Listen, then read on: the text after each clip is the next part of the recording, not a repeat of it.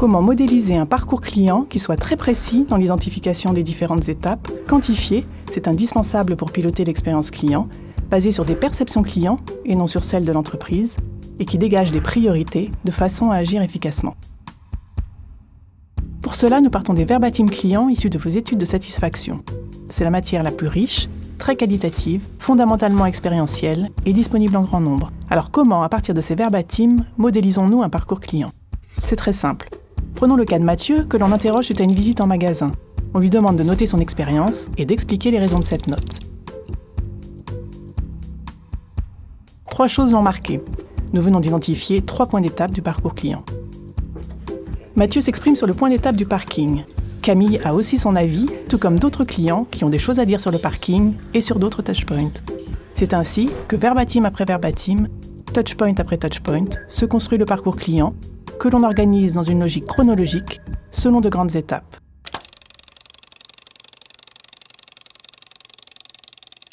Maintenant, il faut quantifier tout cela. Premier élément de quantification, l'occurrence.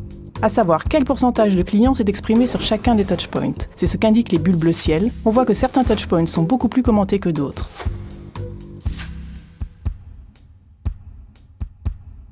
Deuxième élément, les barres bleues. Elles représentent l'intensité du discours des clients les plus satisfaits, les promoteurs. La hauteur de la barre bleue mesure le niveau d'implication des clients quand ils parlent de ce touchpoint. Ils peuvent être extrêmement impliqués, une grande barre bleue, ou avoir un discours plat, une petite barre. C'est une mesure de l'effet waouh, du potentiel d'enchantement de chaque touchpoint.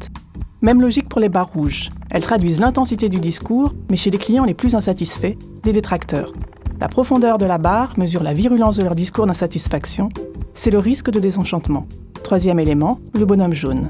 C'est le barycentre du discours de l'ensemble des clients sur chaque touchpoint, la moyenne du discours client, la performance à date de l'entreprise sur le touchpoint en question. Si le bonhomme est dans le rouge, c'est que l'entreprise n'est globalement pas bonne à traiter ce touchpoint. Bonhomme dans le bleu, on est bon. Bonhomme tout en haut de la barre bleue, on est excellent.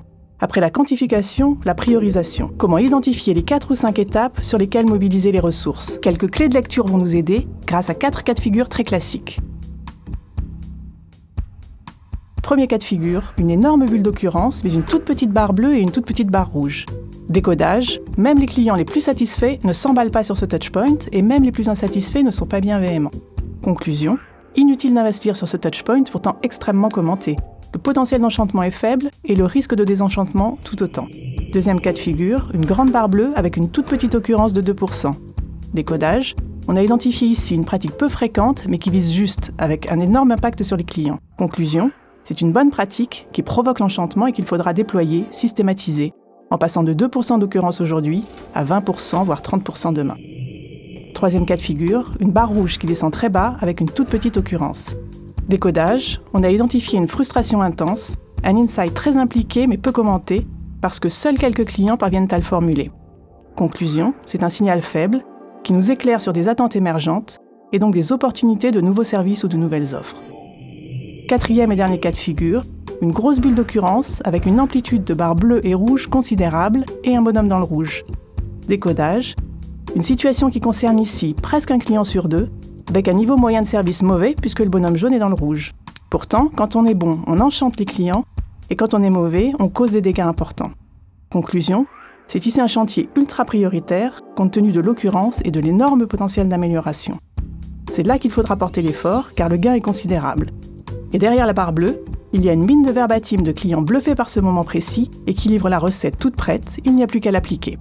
L'idée est donc, à partir de ces nombreux touchpoints, d'identifier ceux qui sont capables de créer véritablement la différence avec des moments mémorables qui auront un vrai impact sur la satisfaction de vos clients, capables de transformer l'expérience que vous leur proposez.